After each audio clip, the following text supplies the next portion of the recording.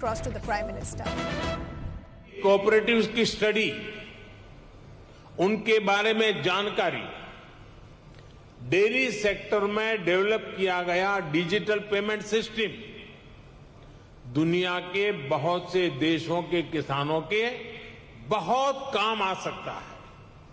इसलिए भारत के dairy sector की एक और बड़ी ताकत है, एक और यूनिकनेस है, हमारी इंडिजिनस स्पीशीज। भारत के पास गायों की, भैंसों की जो स्थानीय ब्रीड है, वो कठिन से कठिन मौसम में भी सरवाइव करने के लिए जानी जाती है। मैं आपको गुजरात की बन्नी भैंस का उदाहरण देना चाहूंगा। ये बन्नी भैंस कच्छ के रेगिस्तान और वहां की परिस्थितियों से ऐसी घुल मिल गई है कि देखकर कई बार हैरानी होती है। दिन में बहुत ही भयंकर धूप होती है, बहुत गर्मी होती है, कड़क धूप होती है। इसलिए ये बन्नी भैंस रात के कम तापमान में घास चरने के लिए निकलती है। विदेश से आए हमारे साथी ये जानकर के भी चौंक जाएंगे कि उस समय बन्नी भैंस के साथ कोई उसका पालक, उसका किसान उसके साथ नहीं होता है। वो गांव के पास बने चारगांव में खुद ही जाती है। रेगिस्तान में पानी कम होता है, इसलिए बहुत कम पानी में भी बन्नी भैंस का काम चल जाता है।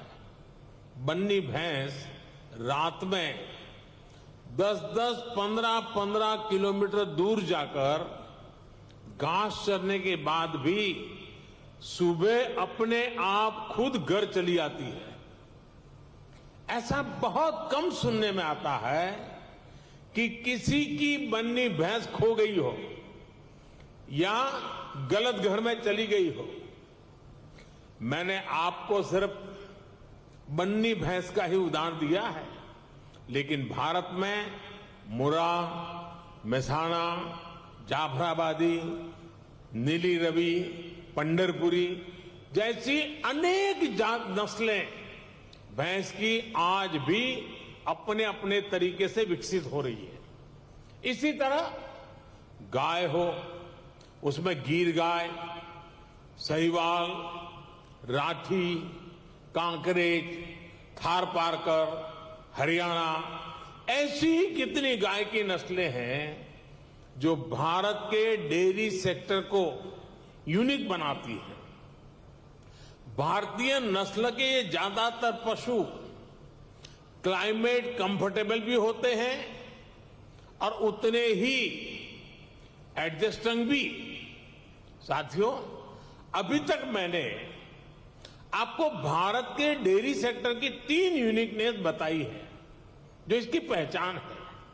छोटे किसानों की शक्ति, कोऑपरेटिव की शक्ति और भारतीय नस्ले पशुओं की शक्ति मिलकर एक अलग ही ताकत बनती है। लेकिन भारत के डेयरी सेक्टर की एक चौथी यूनिकनेस भी है जिसकी उतनी चर्चा नहीं हो पाती, जिसको उतना रिकग्निशन नहीं मिल पाता। विदेश से आए हमारे मेहमान संभवतः ये जानकर के हैरान हो जाएंगे कि भारत के डेयरी सेक्टर में विमेन पावर 70% वर्कफोर्स का प्रतिनिधित्व करती है। भारत के डेयरी सेक्टर की असली कर्णधार विमेन्स हैं, महिलाएं हैं। इतना ही नहीं, भारत के डेयरी कोऑपरेटिव में भी 1/3 से ज्यादा सदस्य महिलाएं ही हैं। आप अंदाजा लगा सकते हैं, भारत में जो डेयरी सेक्टर 8.5 लाख करोड़ रुपए का है, जिसकी वैल्यू धान और गेहूं के कुल प्रोडक्शन से भी ज्यादा है, उसकी ड्राइविंग फोर्स भारत के ग्रामीण क्षेत्र में रहने वाली महिलाएं हैं, हमारी माताएं हैं, हमारी बेटियां हैं। मैं वर्ल्ड डेयरी समिट से जुड़ी सभी महानुभावों से भारत की नारी शक्ति की इस भूमिका को रिकॉग्नाइज करने, इसे विभिन्न वर्ल्ड प्लेटफॉर्म्स पर ले जाने का भी मैं आग्रह करूंगा। साथियों, 2014 के बाद से हमारी सरकार ने भारत के डेयरी सेक्टर के सामर्थ्य को बढ़ाने के लिए निरंतर काम किया है। आज इसका परिणाम मिल्क प्रोडक्शन से लेकर किसानों की बड़ी आय में भी नजर आ रहा है। 2014 में भारत में 146 मिलियन टन दूध का उत्पादन होता था।